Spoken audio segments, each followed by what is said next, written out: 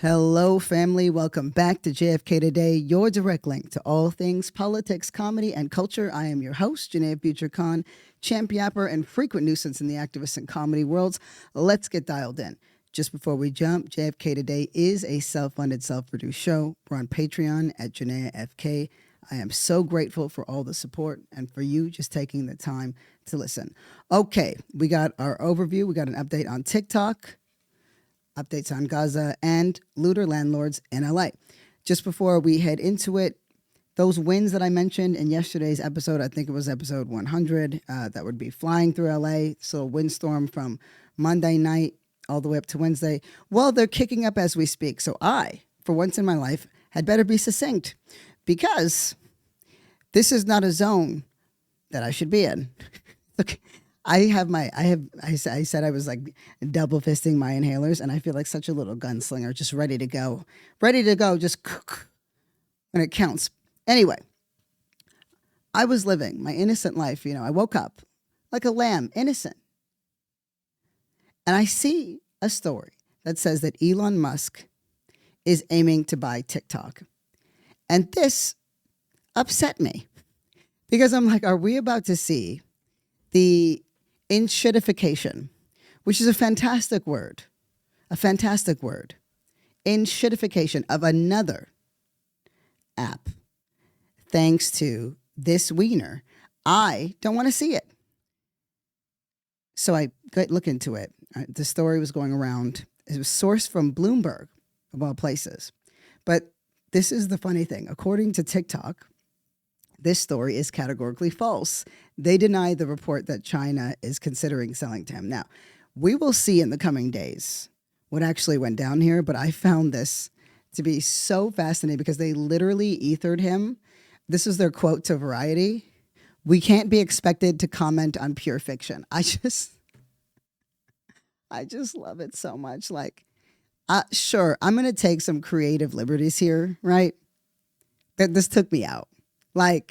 This took me out. Because if you had asked me in 2021 if I thought that Elon Musk was going to buy Twitter from the formerly progressive Jack and turn it into a shittier, angrier, uglier platform, I would have thought it was horseshit too. I would have thought that was fiction.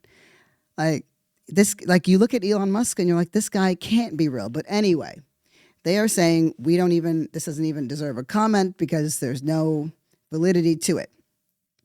And I mean, we'll see. I just don't think that Elon Musk could withstand the scrutiny of older Chinese businessmen, right? And if he couldn't stand that, because this man has baby thin skin, he definitely will not be able to withstand the scrutiny from the entire Gen Z population. Should Elon Musk have any hand in seeing through the banning of TikTok, because he's very much incentivized to not have this competing platform. I just know, Gen Z is tailor-made to eviscerate someone like Elon Musk. You think, right? You'll think that they'll hit him with some, tweaker shit, Ohio shit, They'll tell him he's trying to mew too hard. But actually, they'll say things to him like, you'll die alone. They just know how to hit the soul in a different way entirely. But this is they will online mobilize hundreds of thousands of them, a spam mob, and they will just blow him out of the water on Twitter with 280 character, bon mots and just never come back again. I just kind of love that. But here's the thing. Gen Z has no intention of joining Twitter or Instagram or Facebook in the event that TikTok is banned on the 19th. And how are they showing Musk and Zuckerberg this? They have been downloading a Chinese app called Xiao Hongshu, right? Which is red note in English, right? Translated loosely. And we're still waiting on an update from the Supreme Court on whether or not this ban will go through. In the event that it does, it would take effect next Sunday, right? And that would mean that Apple and Google will no longer be able to offer TikTok for downloads for new users, right? But existing users will still be able to access the app. The other thing is, the US government and TikTok agree that the app would degrade and eventually become unusable over time because companies would not be able to offer support services. So there's just, it doesn't matter if users will still continue to access it if the entire app degrades. So they decided that they were going to figure out a new Chinese app to stick it to the man. And like, as much as I love this play by Gen Z, and I do, right? Like I've been listening and like hearing, it's especially with everything that's been going on, right? Just the absolute destruction and devastation that I have been seeing. Just a bunch of baby tea wearing, like curly haired, rosy cheeked 20-something-year-old Americans just spitting Mandarin lines they just learned online from the app, from their newfound Chinese friends on Red Note, right? And they can easily locate the new population on Red Note because Americans are IDing themselves as TikTok refugees on Red Note. And the welcoming that they've gotten. So a lot of TikTokers have shared their screenshots from, their engagements on these things. And I have seen almost exclusively invitations for these Americans to have their own personal Chinese spies. I'm just like, the internet is nuts. It's absolutely nuts. I'm sure many of them are bots, but here's the thing, right? Like, while Congress is deaf, it is definitely being weak, right? For a lot of reasons, like you're talking security reasons, but I'm like, we have so many. Like there's a very specific reason why TikTok is being targeted and singled out for this. Much of which, right? Not entirely, but much of which has to do with it being AIPAC's, it's their preference. AIPAC hates TikTok, right? Because TikTok was integral in information sharing what was happening for Palestinians and Gazans, right, on the ground when mainstream media and mainstream news failed to do so. This was a leaked memo. TikTok is, according to some folks in AIPAC, their number one threat. And we all know that AIPAC is one of the most influential lobbies on American Congress. In fact, they get to decide. Right? That was we referenced it in yesterday's episode as well. You heard Bernie Sanders talk about it. Seats are bought and paid for by these, lobby groups, right? So there is a lot of incentive from that side to get rid of TikTok. Then add the fact that you've got these tech billionaires with their own social media platforms. They don't want TikTok around, and they're all trying to kiss the ring and kiss the ass of Donald Trump. But this is the other part, right? Like, this is such a Gen Z move, and this is why I love them, because they're like, they would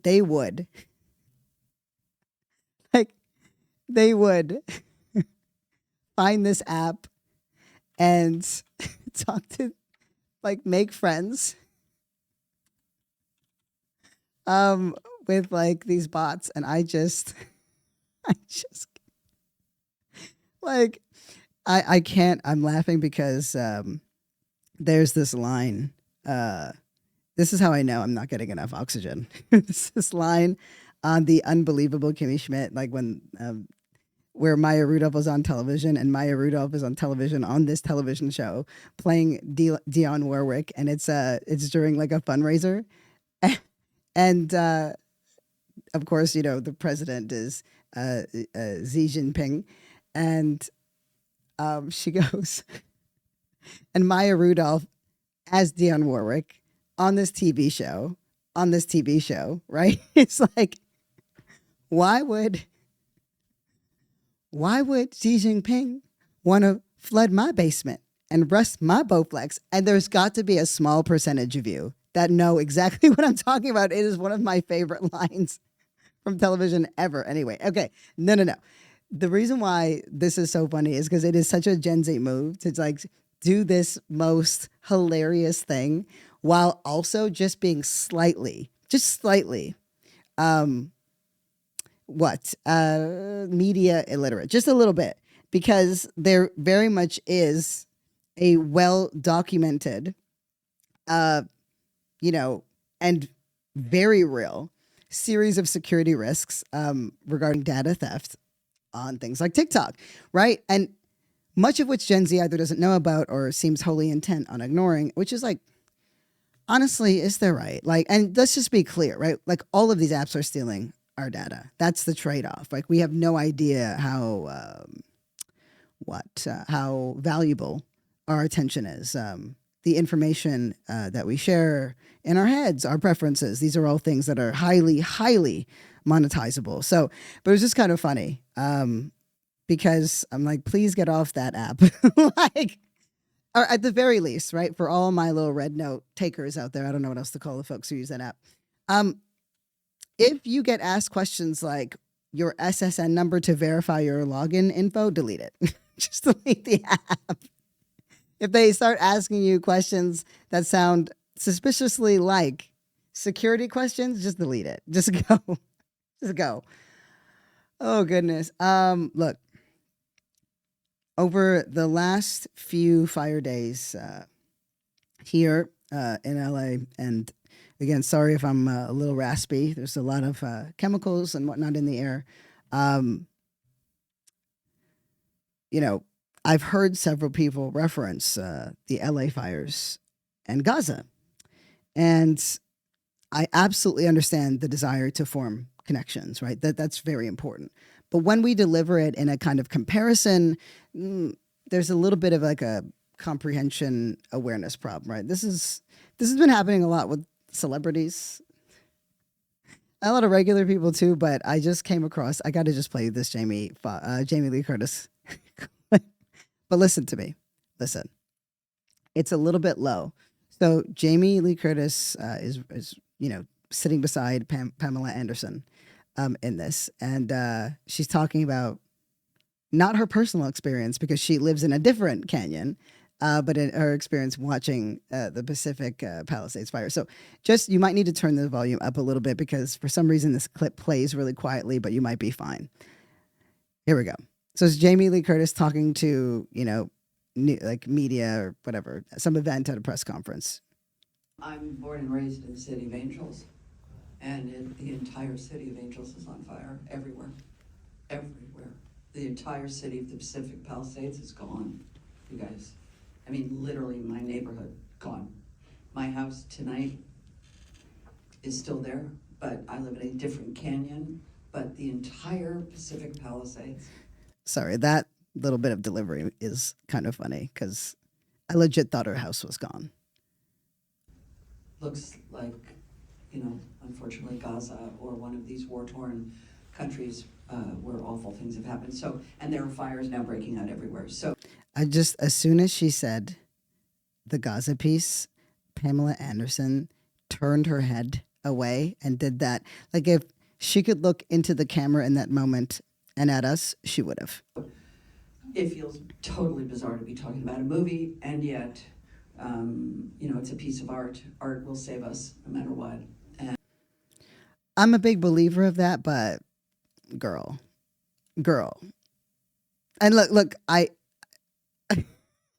do understand what she's trying to convey. Like, it was a little bit weird because I do recall Jamie Lee Curtis sort of posting this picture of children in danger, essentially, right, in this war-torn area. And she thought the children were Israeli, but they were Palestinian. So it's an interesting reference because I'm like, are you saying that we should be living in these kinds of conditions? Or are you saying that it is important for us to consider and think about the people of Gaza? I am choosing the latter interpretation, even if that's what's the case. Like, the wording's poor, right? But to suggest that the Palisades is anything like Gaza, the Palisades, all of LA, listen, and we all know, right? Like, there was this whole thing I saw online, and there was a lot of assumptions about the wealth that's in Los Angeles. And there is certain areas that have a very serious concentration of wealth, but that is not even close to an accurate reflection of the population of LA. But just for a moment, right? I just want to like hone in on the response to these fires because, of course, we know that these things like racism and classism and all these other things are taking effect. But to suggest that the Palisades is anything like Gaza or these Los Angeles fires, like no one in Gaza is being sent AG1 tote bags full of product because they left their Andrew Huberman recommended vitamin supplements behind. Like it's just it's different, right? Like this is LA. This is where Kalani is co-sponsoring an evacuation warehouse in DTLA, right? Where Comcast and Netflix and Disney and the NFL are donating to wildfire relief efforts, right? And to be clear, like Kalani absolutely would, right, if able. But my point is just to illustrate the unbelievably different way that this tragedy is framed, while Gazans in Gaza are blamed, right? So we have one that's framed in a particular way, and Gazans in Gaza are blamed for, for their own suffering, for every fate that befalls them, let alone the sheer magnitude of devastation that Israel has wrought against them for no other reason than they're Palestinian. The other thing, that had me thinking is just like the fires. Fires. I'm like, they can occur just in nature, and they do quite often, right? But bombs are man-made with only one purpose in mind, right? It's just absolute destruction. Anyway, but this is such an important moment because so much of our legacy media is not talking about Gaza right now. And while LA burns, hunger and cold are adding to the already unimaginable suffering of Palestinians, right?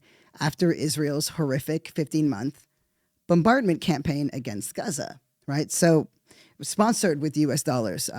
US dollars that will not be used to help the many Black and brown and working class and poor people and poor families whose homes burned so that a few rich guys could get richer, right? And ultimately, and especially in light of our last two episodes that detail how LA came to burn, this is a moment for us to really hold the fact that so much of human suffering is manufactured. Several weeks ago, there was maybe what we would call a silver lining, right? With, the possibility of a ceasefire on the table again. There's not been that much movement on it. It's still, people are still saying it's more likely now. But I just, my heart is with, Palestinians and Gaza, and looking at the humanitarian assistance here.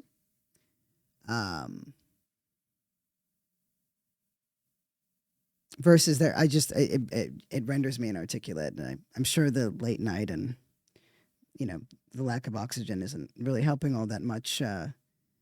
This is not, yeah. I'm speechless. This is not something that we can move on from, and I don't know that we ever will. If you can get used to watching a country work to eradicate and annihilate an entire population of people, it does something to you, right? It becomes much easier to just throw away people right around you. We see this happen in America every day, right? This feels like an opportune segue to discuss landlord price gouging, right? Whew. Sorry, all this lung stuff. Let me just gonna because they use the term, and I checked it in yesterday's episode 100, but the term looting, I'm just really offended by that, right? And I know that there are scavengers. I know that there are people rifling through with tools and this, that, and the other, trying to see what they could get from these houses. But I'm also like, if we're going to call that violence, price gouging is, to me, a far more insidious and prevalent form of looting during disasters, especially, right? Let me just play this clip. This is a clip of Jason Oppenheim. This guy's a celebrity realtor of Selling Sunset, and he's describing his clients being price gouged in LA right now. Now, remember, this is a celebrity, realtor, right? So the numbers that they're going to say are pretty nuts, but it should really illustrate something to us. Pull that up right now. Here we go. This is something that I want to discuss because I think it should be exposed, but we're having landlords taking advantage of the situation. I had a client, we sent him to a house that was asking $13,000 a month. He offered $20,000 a month, and he offered to pay 6 months up front. So Jason Oppenheim's client, right, saw this place for $13,000 a month, offered $20,000 a month, and offered to pay 6 months up front. That's obviously not a normal amount. What the fuck? But,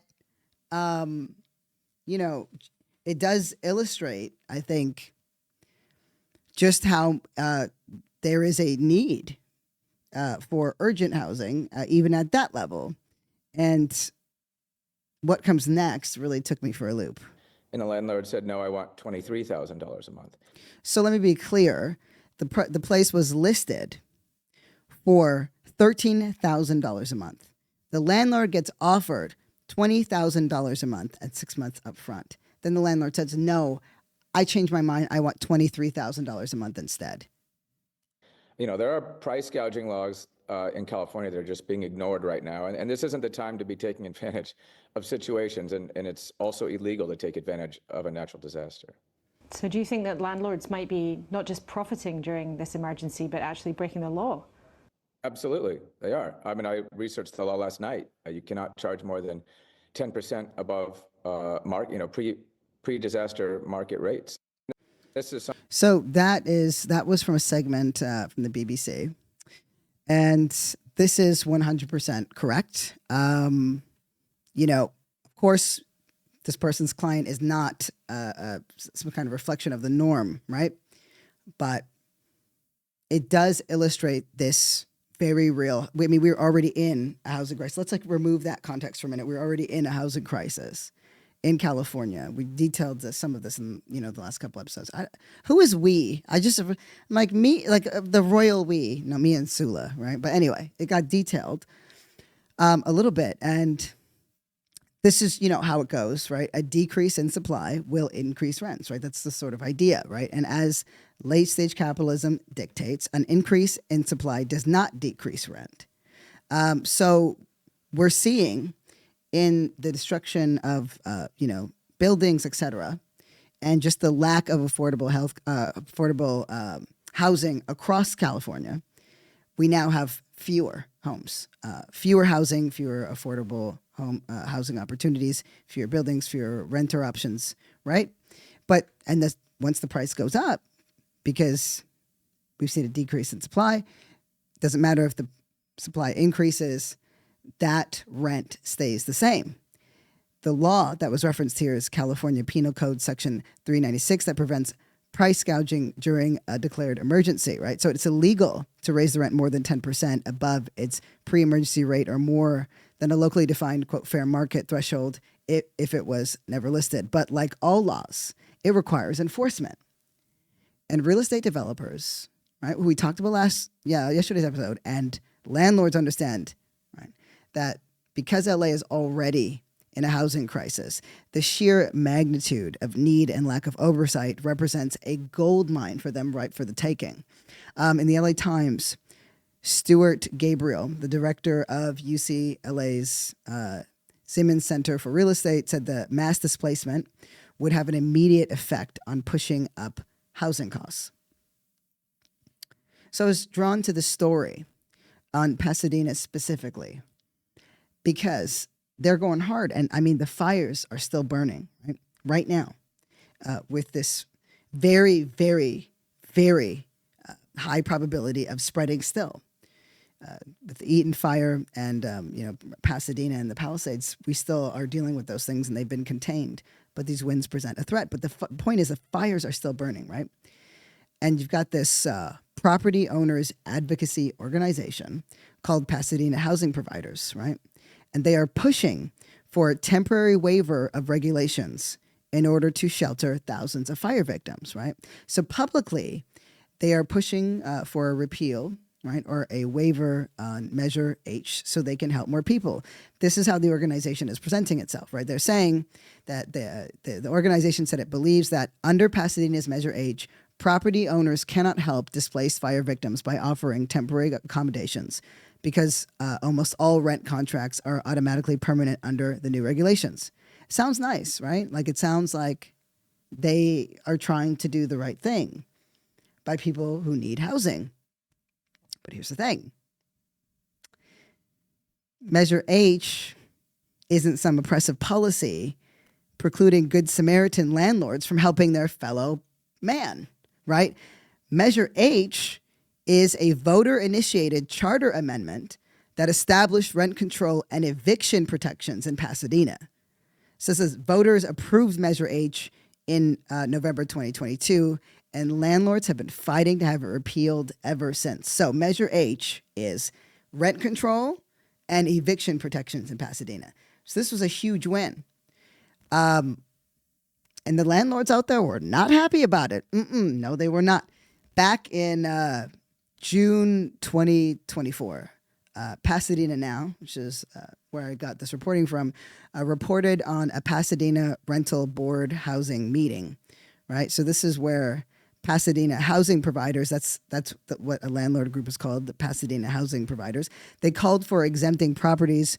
So this is back in June or July 2024. They called for exempting properties with 4 or fewer units from rent control and just cause eviction protections, as in give us more oversight, right? Like if we have properties with 4 or fewer units, there should be no rent control. And we should get to decide to evict people if we see that there's just cause. Tenant advocates push back strongly against the landlord's proposals. Jane Panengaden, a Pasadena resident deeply involved in tenant rights and a vocal member of the Pasadena Tenants Union, that's PTU, urged the board not to undermine the law's intent, right? This is what she said. Measure H was designed to rectify that imbalance. She's talking about the imbalance between landlords and tenants, that power dynamic, right? Quote, and she goes on to say, the landlords are not happy with this, and so they're trying to do an end run around your process. The board did not take action on the landlord's recommendation. So that was back in June or July 2024. But right now, landlords in Pasadena are seizing this moment of destruction and devastation where displaced people are scattered across Southern California in shelter beds, in hotel rooms, some of whom can scarcely afford them, right? Motel rooms the same. Families, spare rooms, and friends' couches, right? Well, this is happening, some of whom are still looking for family members. Landlords see this as an opportunity to finally see through their goals of rolling back renter protections in Pasadena under the guise of aid. And here is a great example for why TikTok needs to fucking stick around, right? This is a video that just a clip, a TikTok that Asheray made, in case you wanted to go check it out, that is telling you how to spot price gouging and how to fucking stick it in the eye of the people trying to take advantage of this horrible moment. Everyone, tutorial on how to find and report predatory Los Angeles landlords who are taking advantage of fire victims and jacking up their prices. Anyone can do this. You don't need to live in the Los Angeles area. All you have to do is go to one of the rental websites like Zillow or Trulia and scroll through listings in the Los Angeles area and look for rental history. My dog wanted me to check this listing out. So I scrolled down to the bottom to look at the rental history and oh, look, this listing was increased by $2,500 a month on the second day of the devastating fires. That is a price gouge. So if you just got to look at what the rent was right before they switched it up. And if it's more than 10%, that's a price gouge. Obviously trying to take advantage of people who have lost their homes and need a place to stay. This is my spreadsheet that I'm keeping track of everything. And yeah, anything more than 10% is illegal. So unfortunately for them, we will be reporting them to the Attorney General's office. And they could face fines and jail time. So we will be reporting them. There's a form that you can fill out.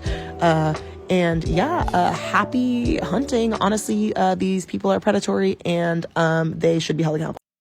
Yeah, 100%. Asheray also gave those people the finger towards the end of the video. It felt like I should bring that up. That felt like an important addition. Yeah, that right there. I love that. I was like, I don't even need to break it down myself. This person did such a good job. So if you've got some time, you don't have to be there. You just need to jump on one of those websites and check out LA listings. But the great thing is that people can see some kind of justice done through that. I am definitely starting to fade. I can hear it.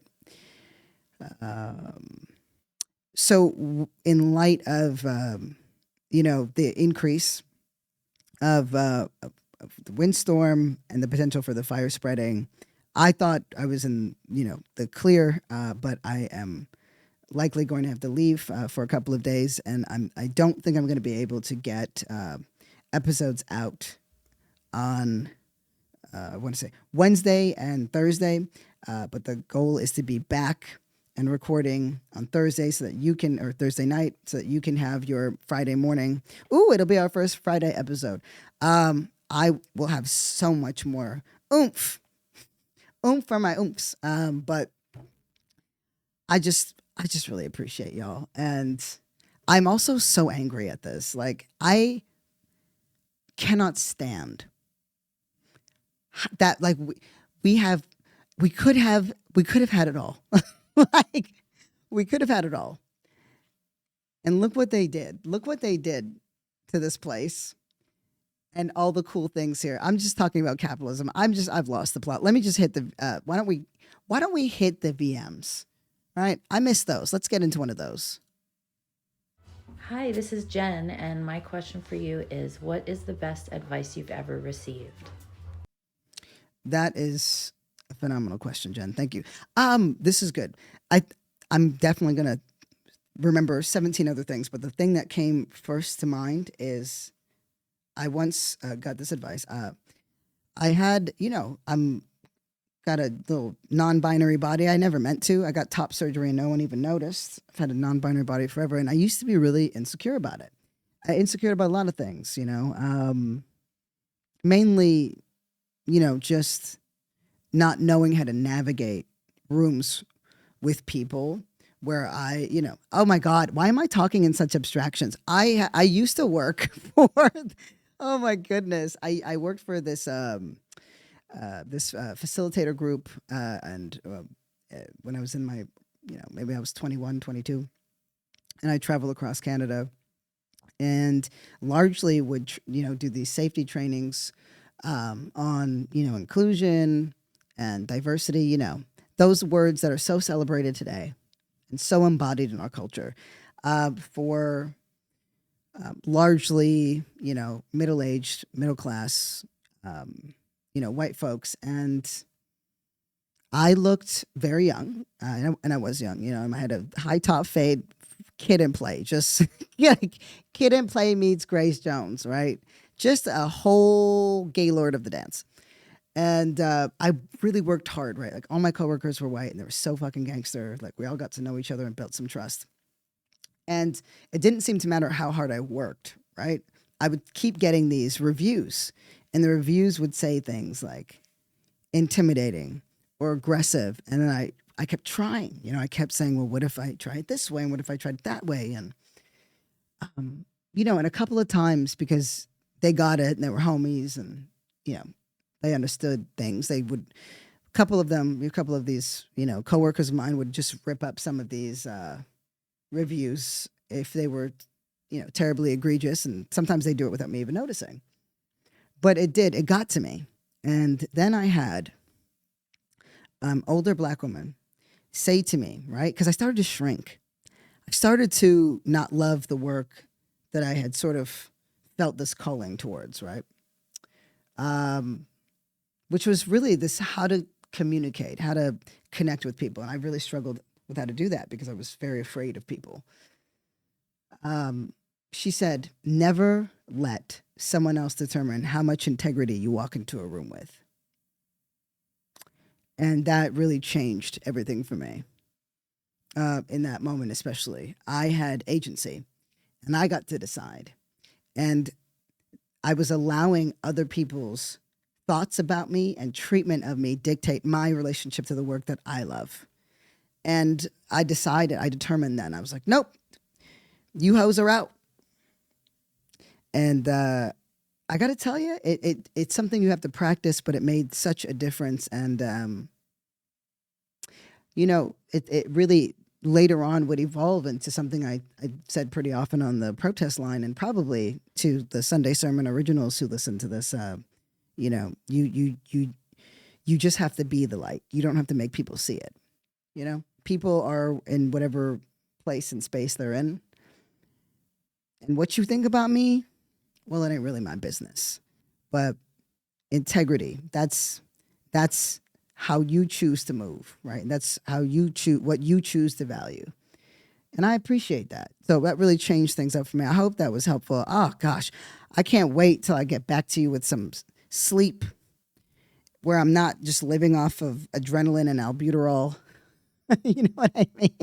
Anyway, I'm wishing you all so much safety, so much love, so much care.